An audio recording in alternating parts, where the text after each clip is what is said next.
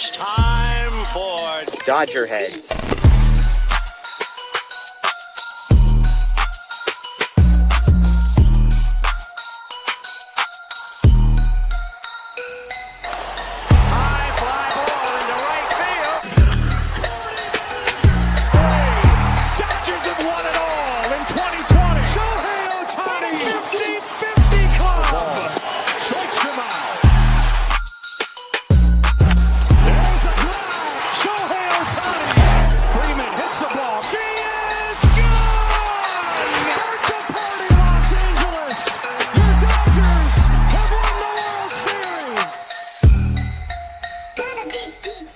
What's up, everybody? Welcome into DodgerHeads Live, presented by DodgerBlue.com, part of the Medium Large Sports Network. My name is Jeff Spiegel, joined tonight, as I am every Tuesday night, by Anthony Witrado, here to celebrate the Dodgers winning again. Anthony, the offense showing up, the pitching continuing to be awesome. Everything sort of came together until Kirby Yates got into the game, and yet they win. The Padres lose, divisional lead back to 2. Yeah, this was the kind of game that we were talking about in April and May, and the kind of game that we've been talking about them not having in their pocket in the last month or so, where at least two of the three facets of the game sort of come together, and this is what it can look like. Right, tonight pitching was excellent. The offense came through, and before Yates, Vesia looked just fine. So the bullpen got the job done too. But this is one of these where it's like feels like they're fattening up on. This is what they should have been doing, right? Since this part of the schedule came, and they just haven't been able to do it. And so now Rockies come to town and they start to punish them. Yeah, and that was the thing, right? Is when the Rockies came to town, we knew that the Dodgers have struggled in situations like this, and yet here we are, 2 games in a row, and fairly dominant versions of those games as well. Yeah, definitely. The pitching the last week or so, 5 games or whatever it's been. This is why it's so hard to really quit this team when it comes to assessing their chances in October, because I keep saying it, but we're seeing why it's a thing. Is because if these guys get into October healthy, they're capable of this kind of run. And if the offense is even just decent, they got a real chance. Yeah, absolutely. I'm with you on that. Sorry, I hear some people saying I've got mic issues. Can you hear me now? All right, Anthony? Yeah, you're sounding good. You might want to turn it down. Well, we're gonna do our best here and figure this out on the fly. So we appreciate everybody's patience. But talk to me about the offense, Anthony, because Will Smith comes back, Max Muncy comes back, and they score 7 runs. It's funny how that works, right? Look, Will Smith had that double, but I don't think Max got on base tonight. So they didn't do a whole ton of contributing, but it's just the lineup gets lengthened. There's less soft spots in it, and I think that's part of that contribution for these guys getting healthy, Edman included when he comes back. It's not so much just that, will they produce at high levels? It's just also the fact that there's less just, deep breath kind of sigh of relief spots in the order for the opposing pitching staff. Yeah. And I apologize to everybody if my audio I'm not entirely sure. Based on the look on your face, Anthony, I'm guessing it's not getting any better. Yeah, you're pretty low. I can barely hear you. Okay, you talk about Emmet Sheehan, then I'm going to work on a couple of things on my end, see if we can get some things down. So Emmet Sheehan was great tonight. Tell us what you saw. Yeah. He's got a really good pitch mix. I like especially the main three that he throws. It's the stuff is elite.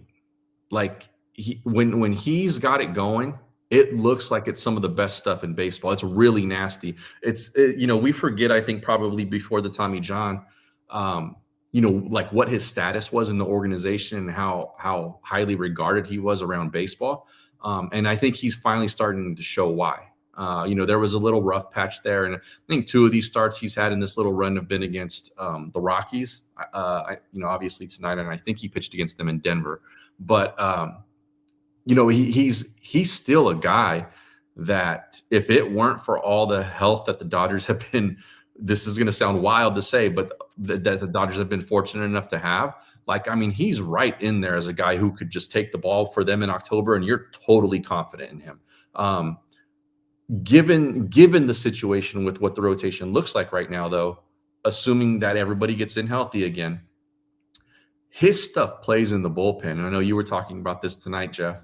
His stuff plays in the bullpen, and where like he could be like a lights out kind of guy. Whereas Kershaw, who might be the other option to not be in the rotation, I don't think his stuff plays out of the pen like that, the way Sheehan's can. Yeah, I'm with you. We're back to mic number 1. Is this sounding any better? Sounding good right now. Okay. Well, we got the professional microphone back plugged in. It's just the ports are all jacked up. So we'll see how long this one lasts. But yeah, I mean, I threw these stats out on Sheehan, and we can dive in a little bit more. The number that jumps out, his last 3 starts, he has a 41%, which is like, to put in perspective, that's like Tanner Scott's the wrong guy to use because he's been terrible. But like, think elite reliever at the top of their game for 1 inning at a time. That's like a 41% whiff rate. Sheehan has been doing that over 6 and 7 innings at a time for the last 3 times out there. So he's been dominant. We've got some things to discuss later about where he fits in the postseason rotation and or bullpen, because it's an interesting conversation. I appreciate the chat keeping me honest on my mic. It sounds like people hear me a little bit better, which that might be unfortunate for you. We'll see. We'll see what kind of takes I've got for you. Back in the tuna can, I think. Aaron with the super chat. Pitching looks unhittable. Offense is good. Kirby is almost off my team. Almost. We are so close to where I would want to be in October, up and to the right. Anthony, I'm going to be honest. I've been the optimistic, patient, fighting my hardest not to be doom and gloom. And the thing that gave me hope was, well, what is the offense going to look like when Will Smith gets healthy and Max Muncy comes back and Tommy Edman comes back? Now, Tommy Edman is not back yet, but the pitching has been as advertised. You could make a compelling case better. The offense tonight, the first time that we kind of got to see them basically at full health, because yes, Tommy Edman will be back tomorrow, it sounds like, and we'll talk about that, but he's not a difference maker in the same way that Will Smith and Max Muncy are compared to the alternatives at those two positions. And so this is where I'm with Aaron on this. I'm optimistic, and I'm seeing the team that I was hopeful about perform on a night like tonight. Yeah, it's understandable. I'm still out on them. Not that like I don't think they'll ever get it. I need to see it more often than just against the Rockies at home for 2 nights. Yeah. And obviously this coincides with the guys coming back, so it fits the narrative, like getting healthier, the offense is going to be better, which I totally buy. But there were just some really ugly spots in the lineup from guys who were not spot players or only filling in, right? And so I want to make sure all those guys are right too. Because like I said, it wasn't necessarily Max and Will Smith who did it tonight. It was the other dudes. Like Teo, if he starts to find it, he's a difference maker, right? So it's stuff like that, that I think that aside from those guys being back in the lineup are really what's going to make this go. Because like if Teo is still a black hole, if some of these other regulars are, if Smith is struggling the way he was prior to the injury, what does this offense really look like? What is the actual ceiling here realistically? So I think a lot still to be determined on that side of the ball, but up and to the right, like you said, like you like to say, I that's real. Like I'm a believer in that part of it for sure. I just want to see more of it before I'm like fully bought back in that, okay, the offense is going to be elite again. Yeah, back to mic problems over here. So hopefully you can hear me. Apologies if the quality is not that great. But I think it's fair, right? We're stuck between these two pieces of information, which is, I think I need to see it is fair. And the counter from my end would be, but we're comparing a team that wasn't at full health, that wasn't at full strength, that was missing key pieces. And obviously, like, Muncy has been out for a while. Smith was out for like 4 days. So he doesn't belong in that category. But it's kind of like, yes, without Muncy, they're a different team. They've been a different team for the last 2 or 3 seasons. And so while we haven't seen it with like this team, the argument is like, well, they're a different team. We haven't seen them full strength with Muncy and being miserable and mediocre necessarily. No, totally. And that's why I'm saying, like, I think two things can be true, because it wasn't like all of these guys, aside from like Edman maybe, but it wasn't like all of these guys were out for the 3 months or whatever the time frame you want to pick. But it's been at least 3 months where the offense has been either mediocre or just downright bad. And so for me, that's a long enough sample size to say, like, okay, a couple of guys getting dropped back in, one of them who wasn't necessarily producing at a high level offensively in Edman, but who was playing hurt. And so maybe he's healthy, and, that's kind of writes itself a bit. My main point being is, like, let's see it a little bit more. Let's see it against a team that's not the Rockies, and see what we can do, because it was just this last weekend where they couldn't score against Baltimore. Yeah. It's fair. It's fair. Aaron also adding, other teams are getting injured. We're getting healthier. That's true. We're seeing teams. That's a change of pace. Yeah, exactly. And don't hold your breath, Dodgers fans, because there's still 20 games left or something for that to change. Right. That's a lifetime for Dodger out. Gabriel says, that's all she wrote. Game over. Padres lose. Dodgers win. Go Dodgers. Yes. Do we need to start keeping track of the Giants at all, Anthony? 2 games out of the postseason now, and they can't lose, it appears. Yeah, I don't think, unless they get swept this weekend, unless the Dodgers get swept this weekend, I don't think we need to be looking in the mirror for them, because they still have to hop the Padres. So it's not like they're right directly behind the Dodgers. But they're, whoever they're chasing, that they're 2 games behind in the playoff run. They should be looking at them, because the offense all of a sudden for the Giants has gotten hot. Yeah. Love that. You sell at the deadline and then get better. It's amazing how baseball works some of these times. David says, Anthony's been saying it for 2 weeks or longer. The starting pitching will be fine. It's all about the hitting. That I feel like the starting pitching is the one thing that we could all stack hands on, how good that group has been and would be if and when they got healthy. And so, but even, it's fair to say, Anthony, they've been better than expected. Like, as good as you think these guys are, nobody's predicting the third time in 4 games that they took a no-hitter or a perfect game into the 6th inning. this is madness what they're doing right now. Yeah, that part of it is, like, beyond expectations for sure. Yeah. But I think that, when we were talking about this team coming into the season, I'm sure we could have envisioned plenty of 5-game stretches where they had a sub-2 ERA because the rotation got hot, assuming they were all healthy and lined up properly and all that stuff. But yeah, this is what they're capable of. And like I said, it's why you can't quit on their chances. For as bad as they might have looked at any point in this season, these arms are going to give them a legitimate chance to do some damage. Not saying that it's for sure, because they're, like I said, still out on the offense. We'll see what happens with the back end of the bullpen. But you get those guys lined up in a playoff series, chances are you're going to be favored. Yeah. Absolutely. Bacon Tree, Mookie heating up at the right time, starting pitching, cooking. Mookie, 4th consecutive game with multiple RBIs. He had never done that 3 times in a row in his career. The 2-run home run tonight makes it 4 in a row. And look, we've got a group chat, obviously, over at DodgerBlue.com. And let's just say it's a majority Mookie Betts fan club, but not unanimous on that one. And Mookie gets that chat lit up more than just about anybody on this team, I think. Yeah, he's I would say he's only under Mr. Conforto for the notifications just going on blast when the name comes up. Yeah, Tanner Scott, Kirby Yates, they might be approaching the that territory. Maybe Kirby Yates not for much longer. Yeah, for real. J-Rod asking this question. I posted this on social media and got like a zillion responses to it. But who do you trust in the bullpen come October? We talked a little bit about this the other night. I think Blake Trinan yesterday reestablished himself as like, hey, it was a fluke, one bad outing other night. Vesia, first time back, looking rested and recharged. Perfect inning, 2 strikeouts tonight. Jack Dreyer, I think, is in that conversation. Those 3, I would say, I would probably get mad at you if you tried to tell me somebody other than those 3. Like if you were trying to tell me one of those 3 guys doesn't belong, I'd probably argue with you. After that, I think you could throw a bunch of names in the mix, and I wouldn't die on any of those hills, I guess is what I would say. I had Kasparius in my. I was just going to say you had Kasparius. Yeah, I thought he had been really good, and we'll get to that. I don't read all that much into the decision to send Kasparius down for a number of reasons. That would be I would probably just be sticking with those 3 then if I was to ask this question today. Would you add anybody to that list? Yeah, I didn't have Trinan on when we had this conversation the other day.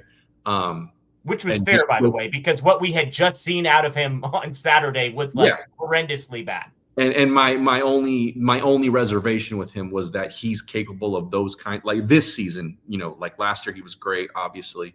But this season he has had those outings where he just kind of does not know where the ball's going and he can't fix it mid outing.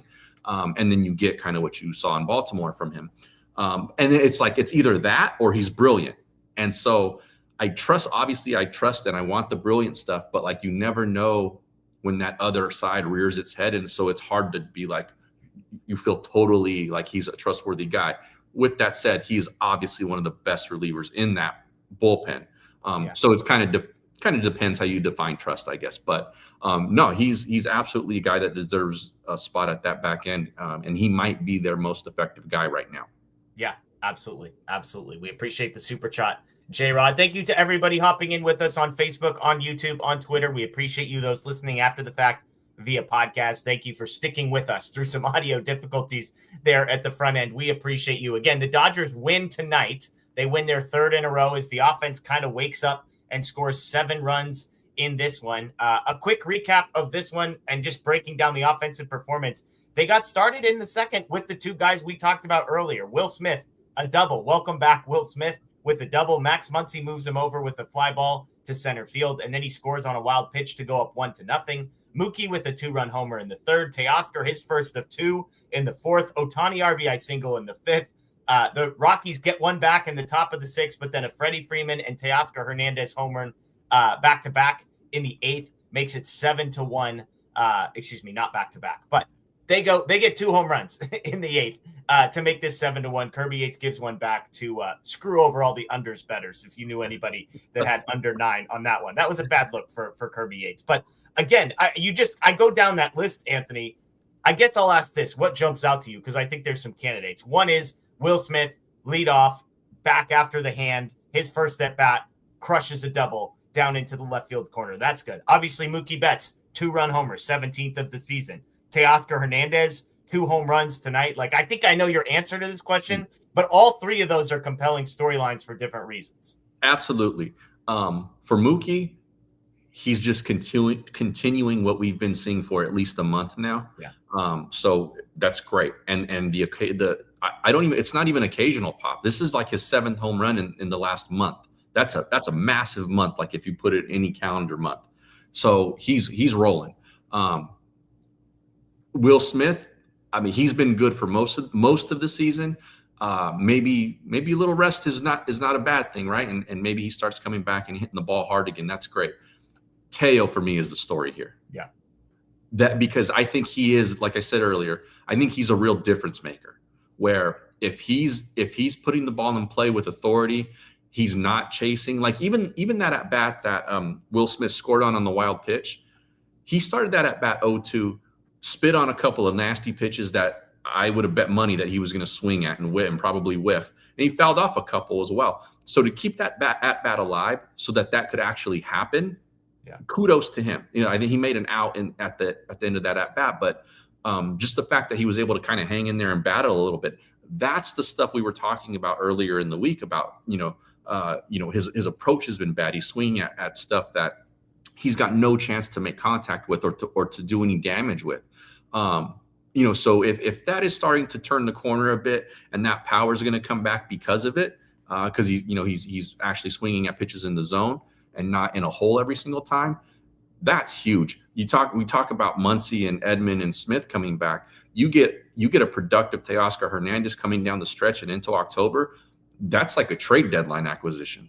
Yeah, and would be basically the biggest bat moved at the trade deadline if they get any version of Teoscar Hernandez that resembles last year. That guy was an all-star last year. Absolutely, You're right. Yeah. I guess my question is, how confident are you we're going to see that? Because I feel like we've seen flashes in the pan. I feel like we've seen a home run here or there. Obviously, he gets 2 tonight. And the first one, Oral made, I felt like a pretty compelling case that maybe it was a pretty fortunate at bat where the guy made 3 straight mistakes with fastballs then, and Teoscar just happened to catch the third one. Obviously, he gets another one later in the game that makes you pause and say, all right, we just can't ignore the first one. But I guess with Teoscar especially, he's like, again, I hate to compare him to Conforto because it's a different bag, but both of these guys have teased us before. Both of these guys had made us believe that they were about to snap out of it. Did you see anything tonight that makes you actually believe that there's more in the tank for Teoscar this year? Was it the purple shoes that I had issues with? Was that the purple armband that I was complaining about? Was that the difference? He had the purple on last night, and he looked terrible. Okay, good to know. So you're off the hook there. But I think the biggest thing here that I noticed was, like I said, in that first at bat, it felt like a different approach. Yeah. Laying off some tight pitches out of the zone, not chasing that down and away slider or sweeper, those kinds of things. And yes, like he's not, it's one game. He like Oral said, he missed those mistakes.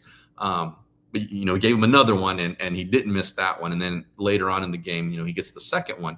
So I'd be a hypocrite if I said, look, I want to see more from this offense who have been bad for 3 months, and then to be like, yeah, Teoscar's back. No, I want to see more. I want to see more. But those underlying things, like a guy with his talent and his power can run into two on a night at any point.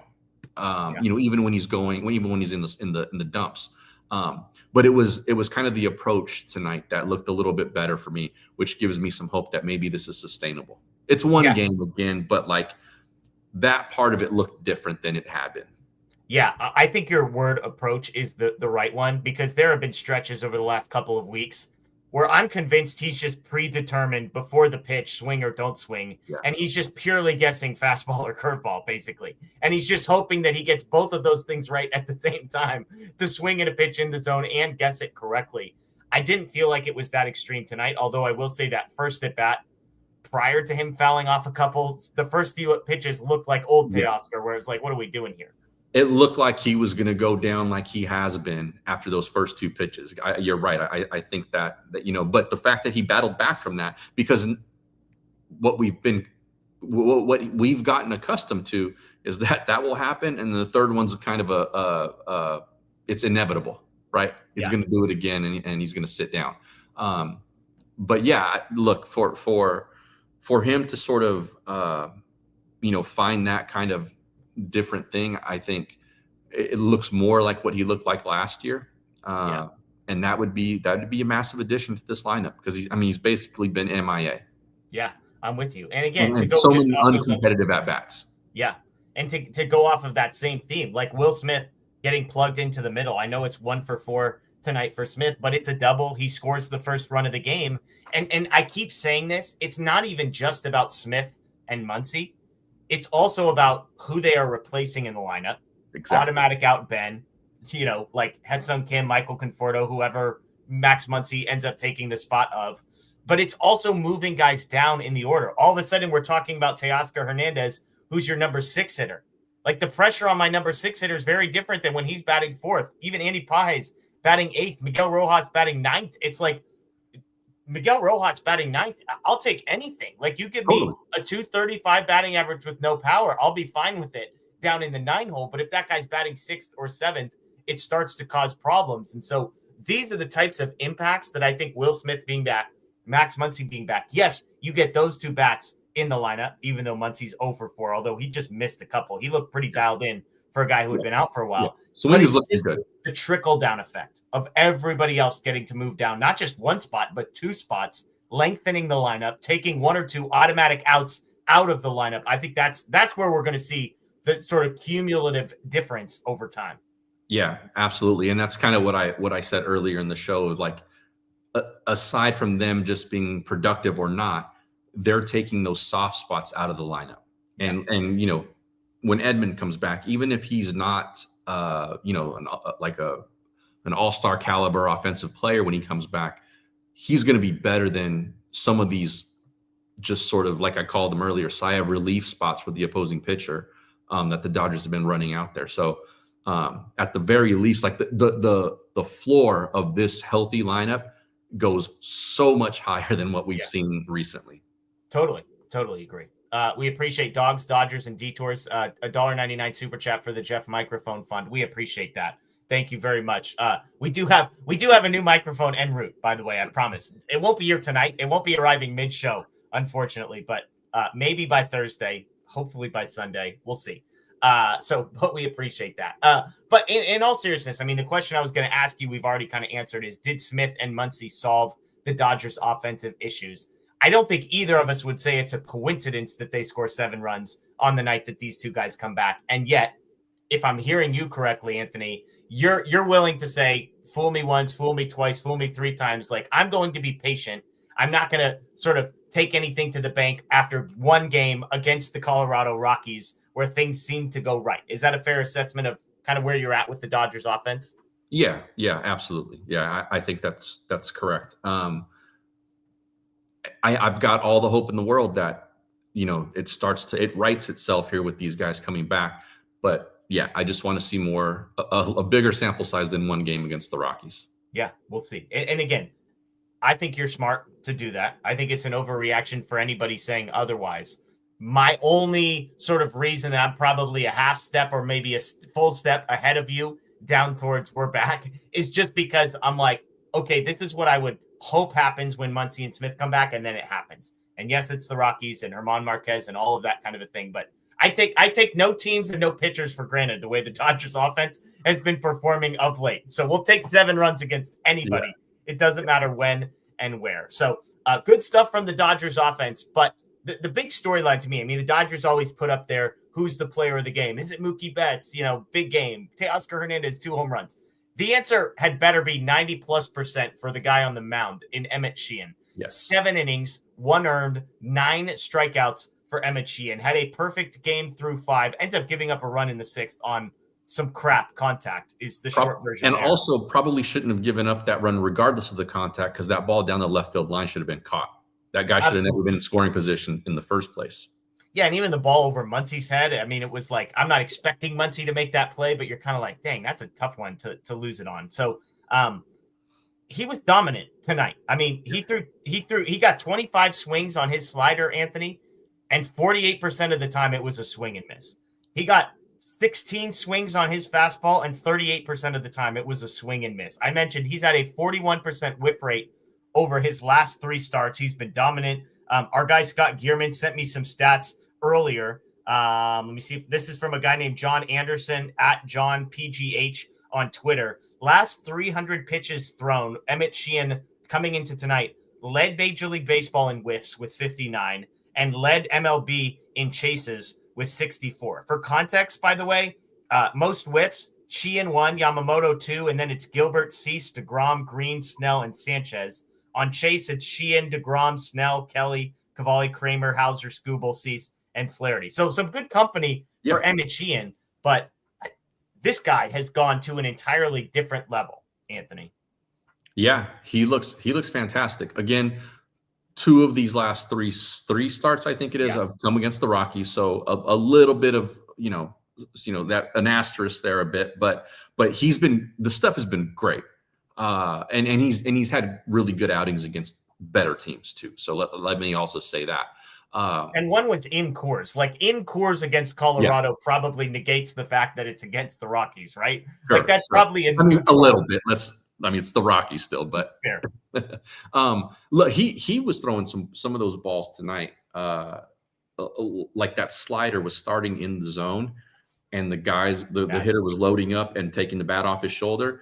And by the time Will Smith caught the ball, it was in the other batter's box. Yeah. I mean, it's that good right now. And so, I mean, when a pitch like that starts in the zone, it doesn't have to be the Rockies. The guys are going to swing.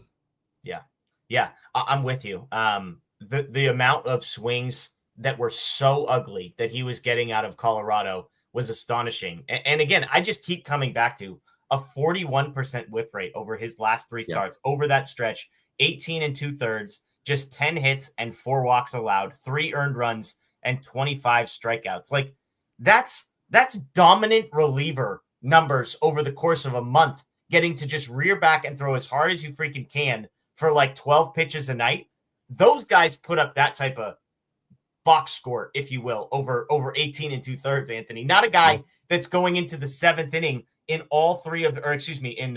in 2 of those 3 starts, finishing 7 innings in 2 of those 3 starts. I think that's the part that's most impressive. It's the length, it's the efficiency, and it's the dominant swing and miss. And facing a lineup for the 3rd time through. Yep. Where typically swing and miss and chase stuff would tend to go down. Yeah. And I think they had that stat on the broadcast that guys like stuck against him their 3rd time through. Like most of these guys, teams are hitting 300 or something against him, but something about the way Sheehan pitches, he's still able to dominate guys a 3rd time through. And again, he was efficient. Like he theoretically could have gone back down there for the 8th. It's not like his pitch count was at triple digits. Right. Yeah. Yeah, he is. If there's going to be a conversation to be had for next month, he's doing all that he can to make himself be a part of it. Yeah, absolutely.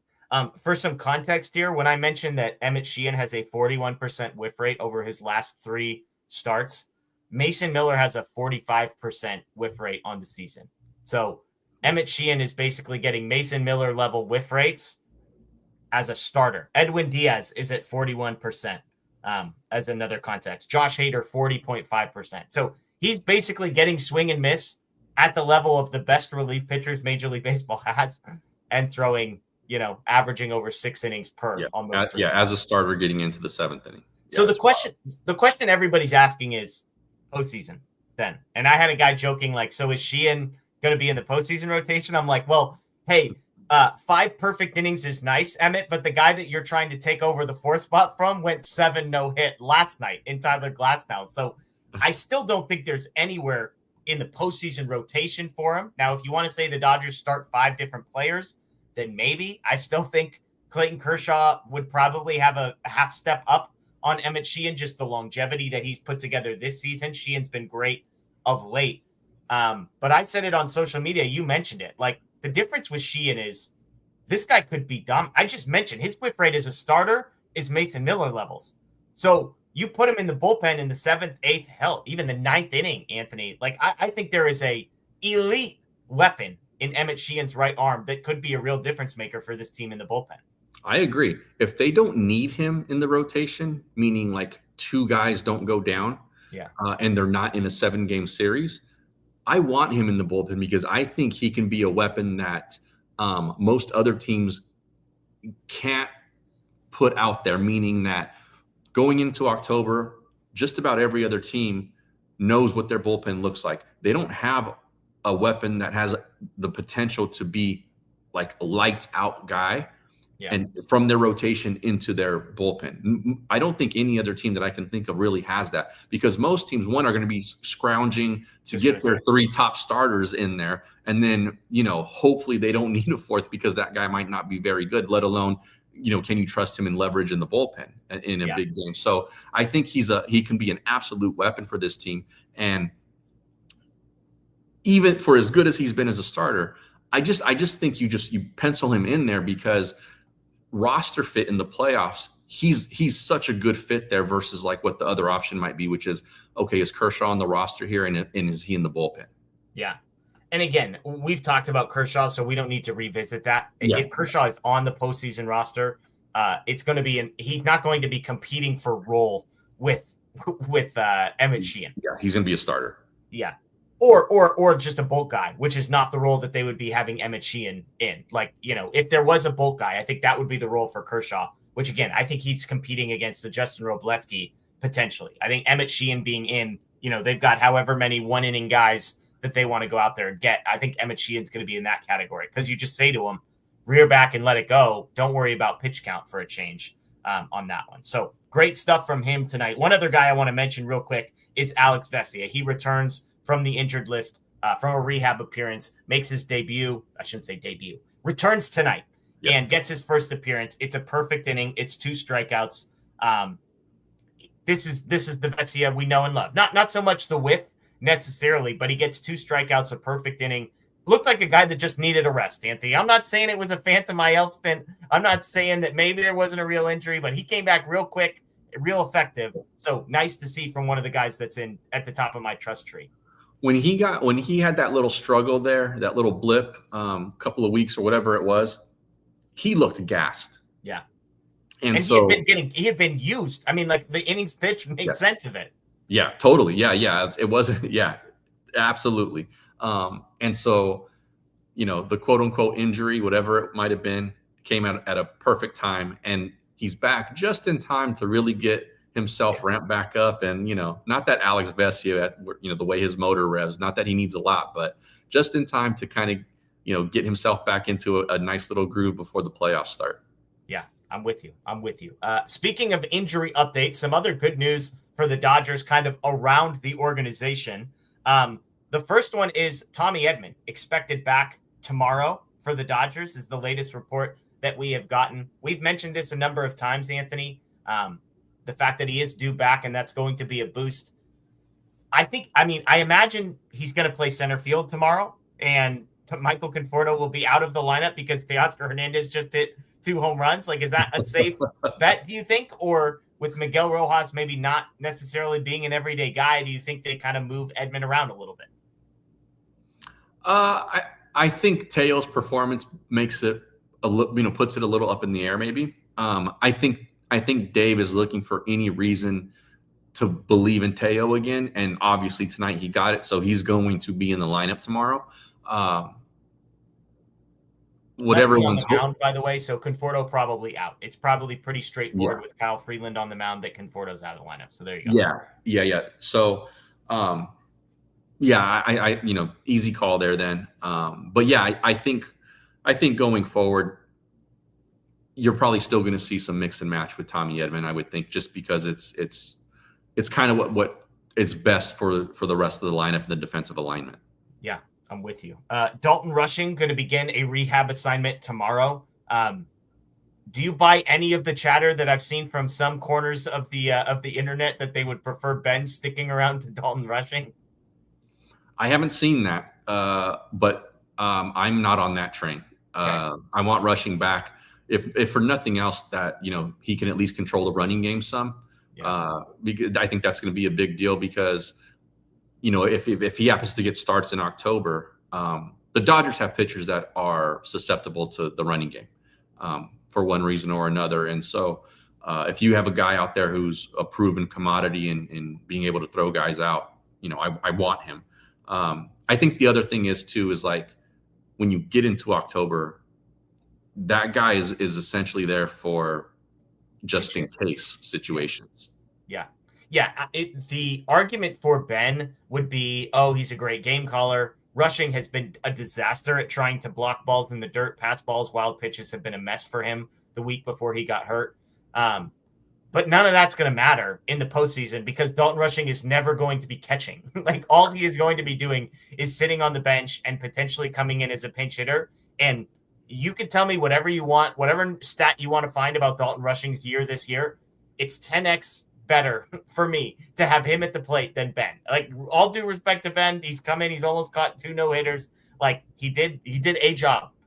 He can't hit. And all you care about from the guys on your bench in the postseason is, can you field elite or can you hit? And we don't need a defensive replacement at catcher. So Rushing is the easiest choice when it comes to and between those two guys, like I think the main question becomes, in a tight game late, you need a pinch hitter from one, that side. Which one of those guys is more likely to run into one? And I think it's probably Rushing, even though he's only got like 2 on the year. I think it's still Rushing. Yeah, and I see people in the chat saying Ben is a better catcher. Like, he's not going to catch, though. Even if I concede that, it's irrelevant to the conversation of postseason roster because Will Smith isn't getting days off in the postseason. Right. And if Will Smith gets hurt, then maybe we have a different conversation and maybe they go to a guy like Ben, but not to start the postseason. The whole reason that we are so familiar with our backup catchers is so that when they get into October, whoever the number 1 guy is doesn't have to sit ever. Yeah, absolutely. Absolutely. The last note, injury-wise, Brock Stewart threw another bullpen today, on track to face hitters on Friday, and then to go out on a rehab assignment after that. So you do the math here. There's still a world where Brock Stewart makes it back before the postseason, which, for all the not talk about what the Dodgers did or did not do at the trade deadline, when this guy is healthy, on the whole, he has been one of the better relief pitchers in Major League Baseball. So I know it's not a popular name because he didn't look great as a Dodger and then he immediately got hurt. But there's potential in Brock Stewart to make an impact in a way that to raise the ceiling and the floor of the Dodgers bullpen in a way that not many other guys can. I think that could come back. Yeah. If he is the guy that the Dodgers traded for, then that's a major addition to the bullpen. That's significant. And for the people who are like wondering if they want him there, in my opinion, it could mean the end of Kirby Yates' tenure as a Dodger. I mean, I think Kirby Yates' tenure as a Dodger might be over no matter what, because I think there's probably 2 or 3 guys down in Oklahoma City right now that are better than Kirby Yates. I also think on a 14-man pitching rotation, which is what they have now because of expanded rosters, he's probably number 14. So yeah. I think he's like 3 or 4 guys out of the postseason picture. He had a perfect outing his last time, 3 strikeouts, and I think there were some people that wanted to believe. I think we put that to bed tonight with the missile that he gave up as a home run, and then the double he gave up the next batter. Yeah, totally. And I'm not even speaking like left off the playoff roster. I'm talking about gone. Yeah, I know you texted that in the group. I find it hard to believe that he would be gone. I mean, maybe injured list. Like, hey, due respect to you, we're going to put you on the IL for the rest of the season. But like, I don't see a world where he's DFA'd. And that's fair. And maybe they do that. Either way, he's not finishing the season in uniform is I think kind of what I was getting at. Whether you want to send him off and pay him or keep him in the dugout and he's not even, on the active roster, then fine. But I think we've kind of cemented his fate, and it might be as soon as when Brock Stewart comes back, which, maybe that's next week. Couple weeks. Yeah. 300 says, I think Yates is a DFA within the next week. Again, I think Anthony and I are on the same page. I don't think he's like actively pitching in baseball games the last week and a half, 2 weeks of the season. Right. The question is, how do they get there? Is it a DFA, or is it, hey, we've got to pay you anyways. This is going to be better for everybody if we make it look like maybe you're a little banged up. You get to be on the injured list. You get to stick around. You get to hang out for the postseason run.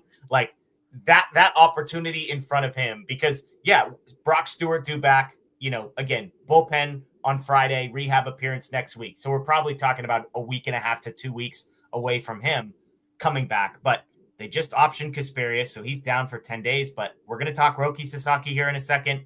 We might talk a little Kyle Hurt, who also pitched in Oklahoma City and was really good. Like, I think there are guys who could be real dudes, real impact guys who could contribute far more than Yates. And I just don't know how much longer after nights like tonight you can keep trotting him out there and pretending like he can help you. Yeah, totally. I'm totally with you. I think as soon as someone's number gets called, then he's the first guy off. And I think you're probably right. It's probably more of an IL stint. The guy's a vet. They'll probably want to do right by him. Do him a solid and say, hey, you're still around. Go through this run with us. But yeah, I think as far as him pitching in a Dodgers uniform, those days are numbered, and it's just a matter of time now. Yeah, absolutely. One of the names we just mentioned is Roki Sasaki, and I'll be honest, I was getting sick of talking about him because I was just like, there's nothing to see here, folks. Like, I know it's a name and there's hope and there's optimism long-term, but in the short term, it looked like those dreams had died, Anthony. And then today happened. He threw 6 fastballs over 100 miles an hour. He got 16 whiffs on 35 swings. He had 8 strikeouts in 4 2/3. At the end of the day, it's 4 2/3, 3 earned runs, 4 walks. Like, it's not all perfect, but when you look at the breakdown of velocity, the slider was up like 7.5 miles an hour over his season average. The fastball was like averaging 99.6. Like, those are the type of numbers that make me do a double take on my Twitter timeline to say, hold on a second. I joked, like, somebody checked the gun. I had somebody connected to the Dodgers DM me and say, yo, it's real. Like, I don't know what they did, but that number is real. I promise you that. So do we need to start talking about Roki Sasaki again? For next spring training. Okay, so you're still out on him for 2025. I just don't know what the role is for him. Look, I think part of this thing for him is that the Dodgers want him to end the season on a positive mental note. Like, they might bring him back, and like he's going to be in the dugout and all of that stuff. Like, and that's great. I think that experience for him is valuable. But as far as like having a real role in the bullpen this postseason, I don't see it. He's still not preventing runs at the rate you would like. like the other stuff is ticking up and it's positive, right? The velo, the swing and miss stuff was there. He had some action on that stuff. The splitter looked fantastic in some of the highlights that I saw, but he still gave up 3 runs in whatever it was, 4 2/3 or something like that. Yeah. Yeah.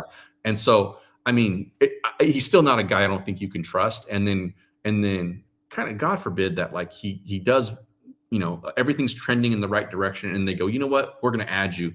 And he gets shelled in October. And then he goes into the offseason with that on his mind. I think part of this, like I said, is keeping the good vibes alive for him. And so maybe that is finishing in Oklahoma City. Maybe it's on an upward trend for him. They bring him in. He's in the dugout in the clubhouse for the playoffs. And then going into spring training, he can feel good about himself. Yeah. And again, tonight, like Thomas Nestico, TJ Stats pointed out, he was in the zone 57.8% of the time tonight, which is a terrible number.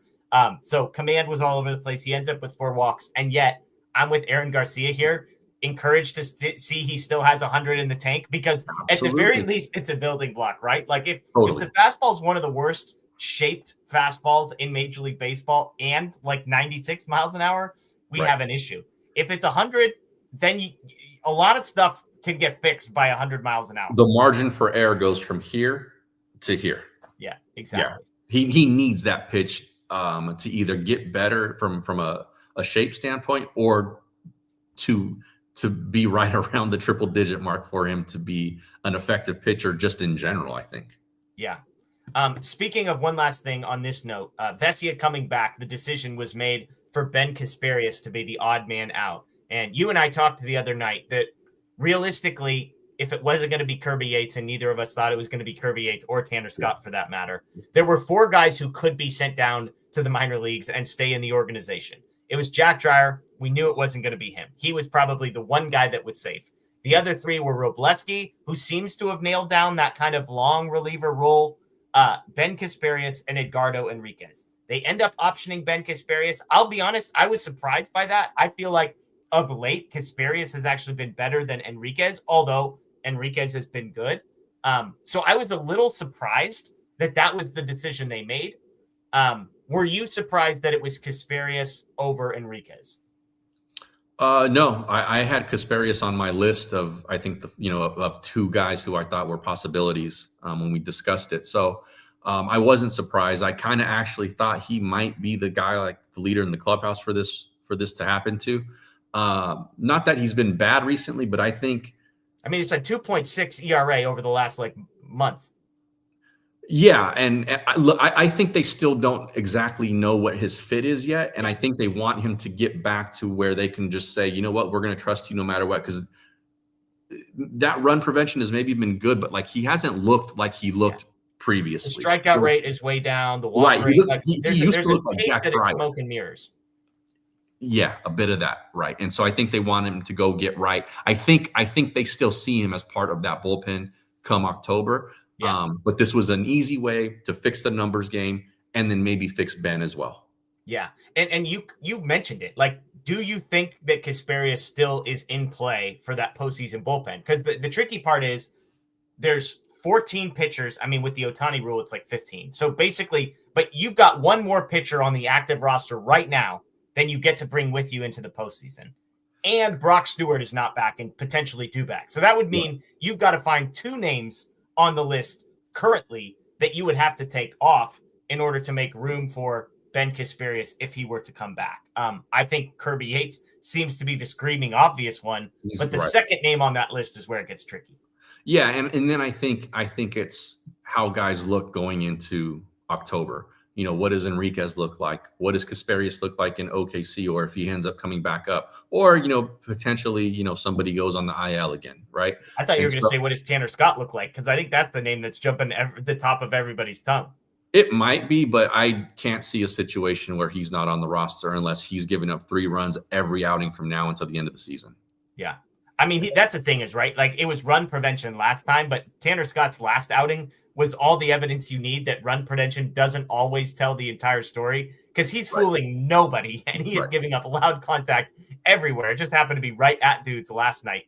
Thank goodness. So, but that's the other thing. They got 6 starting pitchers, but we just made the case like at least 5 of them are probably going to have a role in some way, shape, or form. And then the other one's Kershaw. Like, again, if they decide to take Kershaw off of the roster and keep Robleski, like that would be, if I was making the case for Ben Kasparius, it would be, do the Dodgers really carry Robleski and Kershaw? Like, those two guys are both lefties. They would both be filling similar roles. I think the premise is flawed in this question, is that I don't think that, one, I don't think I do not think they're going to put Kershaw in the bullpen. 2, if they did, it would not be a bulk guy. And we don't need to, we don't need to rehash this part of it, but I just don't think he's in that equation when they're looking at the numbers game for the bullpen. I think that he may be on the roster, but like, what would his role be on the roster? A break glass in case of emergency starter. Okay, I mean, I think that sounds like coded language for bulk guy to me. No, I don't mean within the game. I mean like. But I think those are the same things. Like, I think it's break glass in case of emergency starter or in the middle of a game that's 10 runs one way or the other. I don't. You can disagree on the second half, but I think I'm fine with what you're saying because I agree with you. Okay, let me put this a different way. I don't think he might be on the roster. I don't think he pitches unless he's starting a game. Okay, that's fair. So, but he's still a spot, right? He's still a pitching spot on the roster, so that the math has to figure itself out there. Yeah. Oh, our Clayton Kershaw hater has entered the chat. Welcome, Blake Williams. It's good to have you. Not in the top 18 pitchers on Blake's bullpen chart. So we appreciate. We know where he stands. And I say this just in the short series. A 3-game series, which is looking more and more likely, or a 5-game series. I think in a 7-game series, he's slotted in to start. Yeah. You think they go 5-man rotation in a 7-game series? I could see it happening, yeah, because of Kershaw only. The other thing people have suggested that I've heard kicked around, and I saw somebody in the chat mention it, like, is there a world where they take all 6 of these starters and just put some piggyback situations together where it's like Ohtani for 4 and then Kershaw, or Snell for 5 and then Sheehan comes in after them? I don't think the math totally makes sense to me. And I also don't think that's the best use of a guy like Emmet Sheehan personally. Right. But if you don't think Ohtani can give you more than 4 innings, then maybe there's a case to be made. Righty, lefty, Kershaw, Ohtani, very different pitch mixes, but I just don't see it. Yeah.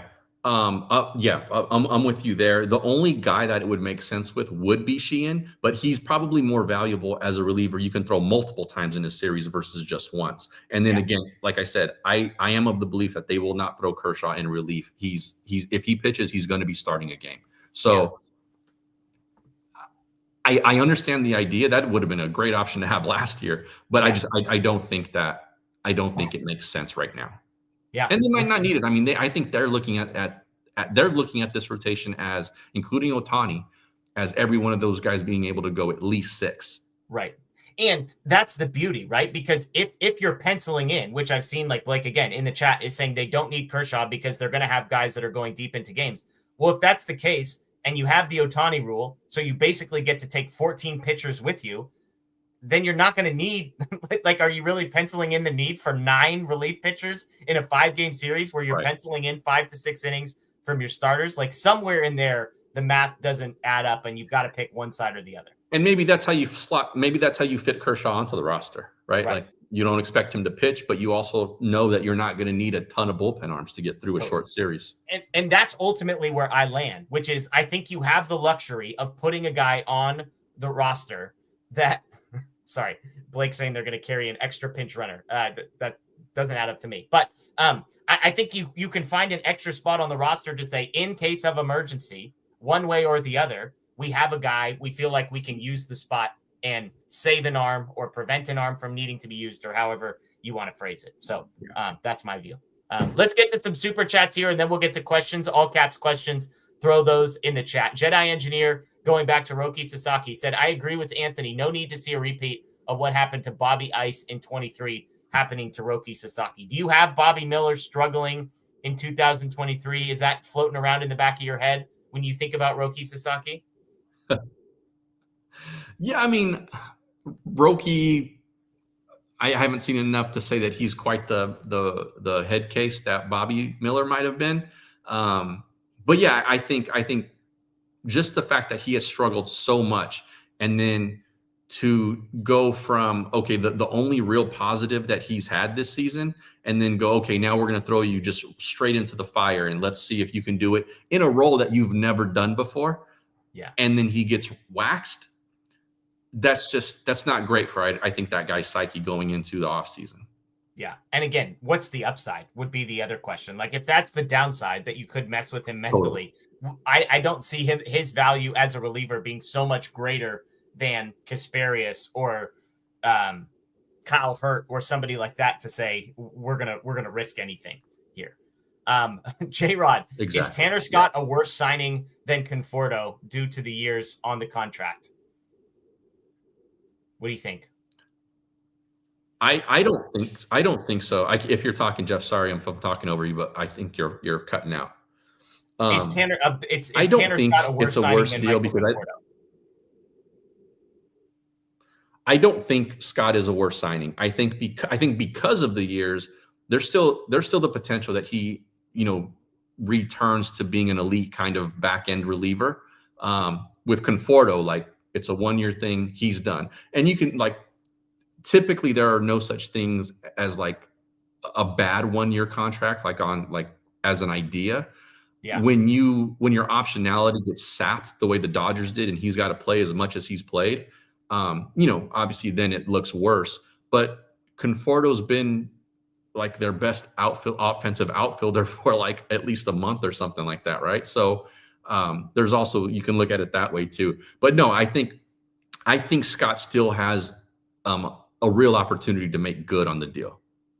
I'm with you. I think ultimately how you answer this question comes down to whether you believe Tanner Scott has the ability to redeem himself at some point. And obviously he's going to have the years to do it. So that would be tricky. That's why I think Conforto's will ultimately, he has run out of time except for the postseason to justify any sort of, to redeem himself here. Tanner Scott at least has runway in front of him, and it can't get much worse than it already has been for him. Jay Teaser, honestly, How is Tanner so bad this year? That's the $1 million question we're all trying to answer, right, Anthony? Yeah.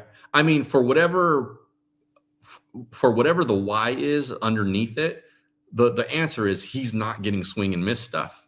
Like, he can't strike guys out. When the ball's in the zone, guys are barreling it, and he's not getting enough chase outside of the zone either. So I think that's the main culprit for, why he's been hit around. Yeah, absolutely. You look at the strikeout rate is down 3%. I mean, we talked about this with Lance Brozdowski prior to the season. The Dodgers were kind of targeting in Tanner Scott, Blake Snell. They were targeting pitchers who had high walk rates and high strikeout whiff rates that were basically avoiding the meatball in order to live around the edges. Were okay with walks here and there because they'd get the whiff and they'd get the chase. Well, when you see that the walk rate is literally a career low, and only the second time in his career it's below 11.5%, and it's at 5.5% this year, you'd be like, oh man, that's a good thing. Lowered the walk rate. The problem is he presumably is living in the middle of the zone, and he's not getting any swing and miss, and he's not getting any chase, and he's not living around the edges. And so that to me is, again, without being a pitching expert that can dive into those numbers, that's just on the surface what we're all seeing. So can they fix him? I would assume you could get back. It was just last year. We're not talking about a guy who's 40 years old and 3 years away from his best years. So it seems like it has to still be in there somewhere. Yeah, and I would think so. And that's kind of the bet. And I think that's why also, there's still a real opportunity for him to make good on the deal. Yeah. Yeah. Whiff rate, by the way, his fastball whiff rate is down 6.5%. His slider whiff rate is down about 3% as well. So not getting swing and miss on the fastball is pretty much the difference there. Cole said Yamamoto requests that Scott be put in witness protection on days that he pitches. There might be a lot of Dodgers pitchers that say, hey, if I've got a 2-run lead in the 9th, can we go to somebody else back there? Because I'd like to get the win on my resume. That's fair. Yep. All right. Let's get to some questions here. Dodgers Hub says, can we give a shout out to Freddie? He tied Bagwell for most 20-plus home run seasons for a first baseman in NL history with his home run today. So there you go. Shout out to Freddie Freeman. Oh, wow. That's cool. Yeah. Lewis wants to know, look at Chris Taylor's stats. With his versatility, would we have been better off with him over Conforto? What do you think? Yeah. I mean, for whatever the why is underneath it, the answer is he's not getting swing and miss stuff. Like, Yes. Okay. Probably. I mean, over the course of the season, yes. And a lot of that has to do with his versatility. But I mean, careful what you wish for. Yeah, exactly. Somebody said they blame Jeff for predicting that Conforto would lead the Dodgers outfield in wins above replacement because he didn't realize that I meant he would lead them in sucking and lead them in WAR down the stretch. I think it was our guy sign stealing scandal that pointed out Conforto has the highest OPS among Dodgers outfielders for the last almost 2 full months. So it's been a rough stretch, and his OPS has not been good, by the way. It's just been the least bad of everybody in that. Nomo Splitter Derek says, in a 3-game series, is it a good idea to have Glasnow piggyback Ohtani in a Game 3 winner-take-all situation? I ask because it feels like a waste not to use all of our starting rotation talent. It's an interesting question if they find themselves in a 3-game wildcard series, Anthony. You'd have to pick 3 guys, and if you don't go Glasnow or you don't go Ohtani, it does feel to some degree like you'd be wasting them by not having them appear. And yet you've got to preserve them for the next series, expecting to win, right? That's the biggest thing for me. One, I can see situations where, because I could see situations where Ohtani actually starts game 1. So take his mind off the pitching for the rest of the series. In a longer series, that might be more difficult because they might be looking at their game 1 starter to throw twice potentially. Anyway, I just don't think it works because if Ohtani, like let's say it is Ohtani who he does this with, if it's game 3 and the Dodgers win, they would need another guy to be pitching relatively soon. That guy the guy they would want to be in that role would be Glasnow.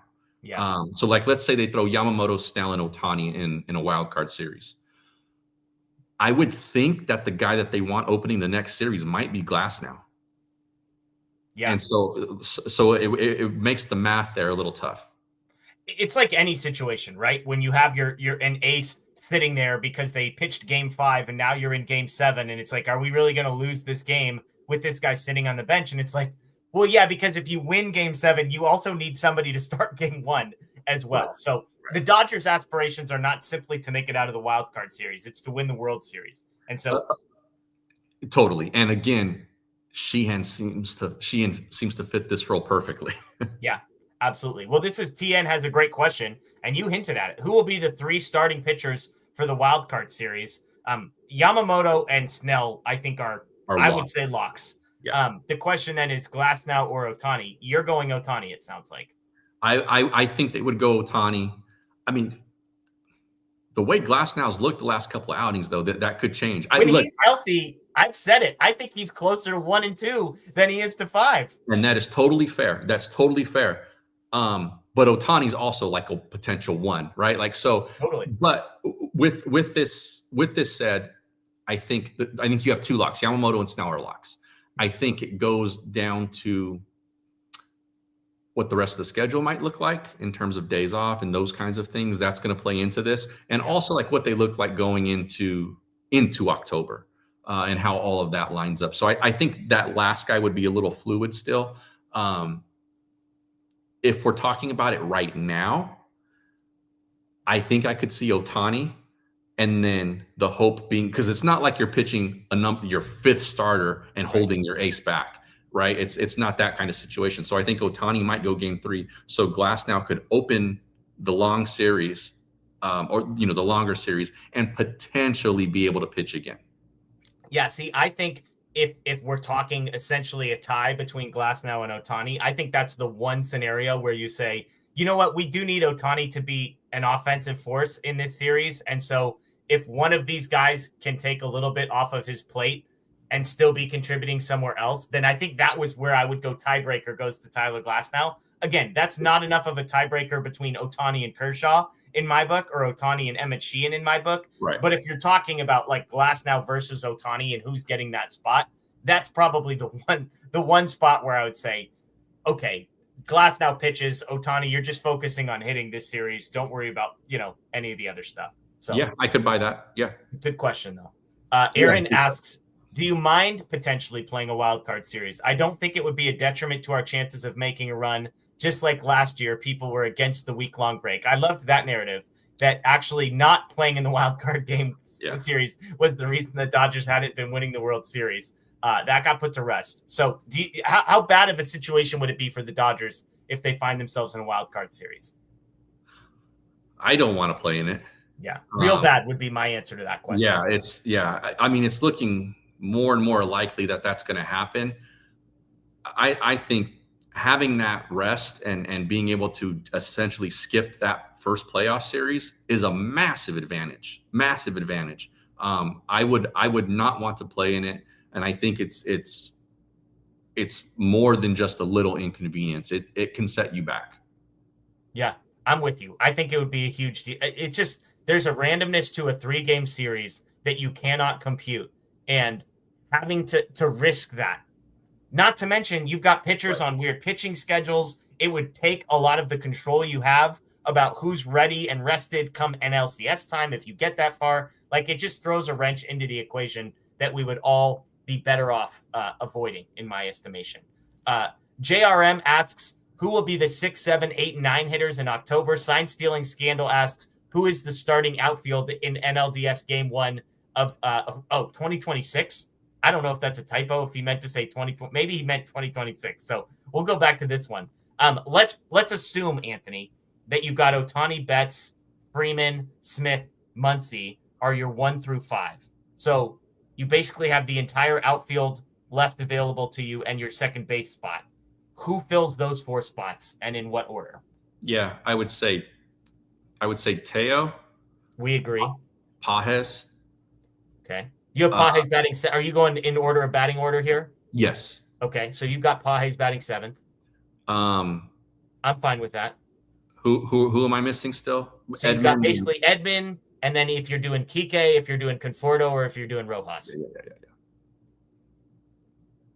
Rojas, Kike, I guess Conforto, and then Edman 9.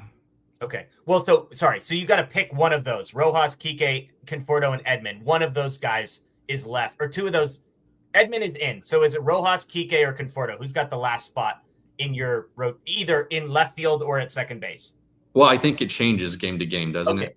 Yeah. I think that the nuanced answer is there a left-hander or a right-hander on the mound? Right.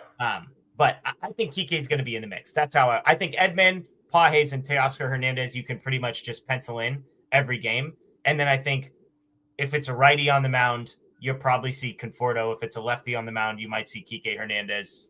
Rojas might be in the mix there as well. So I think people are going to see more Conforto than they want, and I'm the wrong guy to say that out loud, so I apologize. TN wants to know who will be pitching against the Giants in that series. ESPN is never perfect. They currently have Ohtani, Yamamoto, and Kershaw lined up in that one, and then it would be Glasnow, Sheehan, and Snell against the Phillies after that, for what it's worth. Verlander, Tang, and Webb due up for the Giants in that series. So Kershaw versus Webb, a matchup it feels like we've probably seen 1,800 times over the last 3 years, right? Right. All right, let's get to one last question and we'll be out of here. Pseudo food related. Hawaiian Kira has the real question here, Anthony. How are you feeling after your fast? You got to tell the people you screwed up breaking your fast because you ate crappy food. It sounded like not crappy in a good way. You ate like boring food to break out of your fast. So how are you feeling? Tell us about the coming out of it phase. I ate boring food, so I felt really good coming out of it. Woke up on Monday morning, I guess. Yeah, Monday morning, and felt great. I hit 36 hours at 6 a.m. And I actually didn't eat until like between 10 and 11. So it was longer than 36. It was like 40 hours. And I did come out of it a little boring. And then later that night, I had a rotisserie chicken and warmed up some tortillas on the stove here and made some tacos. But I felt really. You put cheese on those tacos, Anthony? I did not put cheese on them. Good to know. Fellow cheese hater. I appreciate that. But so, I did that, and then I started another one. So I think I'm gonna start trying to make this a regular part of my weeks. Maybe not twice, 2 36 hours in a week, but maybe once a week or something like that. The health benefits are from the research I've done would be fantastic. Plus you get some weight management and weight loss stuff if you're trying to lose weight. So yeah, it's tough. Like the dinner time stuff on the one full day that you're doing it is tough, but you get past that and you're home free kind of. There you go. Sign stealing scandal, by the way, did clarify. He is saying 2026 relating to some of the prospects that they've got coming up. So Andy Pages, I think, is a safe bet to be in the starting outfield in 2026. Teoscar Hernandez, Tommy Edman, that theoretically could be your outfield. Obviously, you've got free agents like Kyle Tucker out there potentially. I find it hard to believe 2026 will be that any of the Quintero, Sirota, Hope, DePaula, that feels too early for any of them, which I think is kind of the direction he's going with this question. So yeah, I think so too. And I joked about it on Twitter that, when the news came out that they were moving up DePaula and Hope to AA, that, I said, see you guys in 26. But that was kind of my tongue was in my cheek there. But I mean, to the question, other teams, other organizations have moved up guys around the same age and who were in AA a season before. Maybe not to start the season, but they have moved them through their systems that quickly. But I just think that there's enough blockage right now with the big league roster as it is, and any potential moves out there over the winter that we probably wouldn't be seeing any of those prospects next year. And it's a reminder that other teams doing something, the Dodgers operate very differently. If anything, they are on like the snail's pace side of moving these guys up through the system and bringing them up to the major league. So, I don't think let me ask you this. Is Teoscar Hernandez part of the Dodgers outfield in the 2026 NLDS? Because he will be under contract. Yeah. Unless he is moved. I tend to think that he will be. I also don't think it's a bad contract yet. Like he's had, the first year of it hasn't been great. But there's plenty of time to make up for it. But yeah, I think if they did put him out there, that there would be a market for him as a DH. Absolutely. And I think that they would be able to get off of him. They would not probably get a lot back, but I'm not with the idea that they would have to attach a good prospect or have to eat a ton of the money. Like they might send some cash with it, but it's not like they're going to be like, okay, we're going to have to eat one whole year of the 2 years that remain or something like that. I don't see that happening. Yeah, I'm with you. It's going to be basically a 2-year, $44 million contract after this season. I believe are the numbers because 366. So, I don't think they're getting anything back. I agree with you. I think they might have to eat a little bit of it. But that would be interesting. I think a lot will depend on what the next month of Teoscar Hernandez's life looks like. Because if the offense can't justify the defense, then I think he's got a problem. I agree with you. Yeah. If he gets it going, if tonight's the start of something and it carries into October, he's going to be there. Yeah, absolutely. Absolutely. So, all right, everybody, that's going to do it for us here on Dodger Heads. Again, thank you to everybody being patient with me as I worked out some technical difficulties. Again, we have a plan in place to fix that. So hopefully the next time you see me, which will be on Thursday night with Bruce at 7:10 p.m. No game that day. So we'll be on at 7:10 p.m. Hopefully by then we'll have some audio stuff figured out on my end. So that is Anthony Witrado. I am Jeff Spiegel. Again, DodgerBlue.com, DodgerBlue1958 on social media everywhere. The Dodger Heads podcast, Apple, Spotify, and Google. Dodgers win 3 in a row. Padres lose 2-game lead in the National League West plus the tiebreakers, although the Phillies did win. So they don't gain any ground in the wild card avoidance range of things. But enjoy the rest of your night, everyone. As always, go Dodgers. And yes, still champs.